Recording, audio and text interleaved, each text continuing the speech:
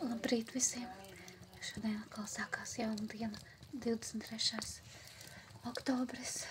Kurinu krāsni katru dienu, lai silta māja, lai naktī var gulēt un nebūtu jādrapinās, jo dienas un naktis kļūst arvien augstākas. Un tā mēs ar mammu šeit dzīvojamies.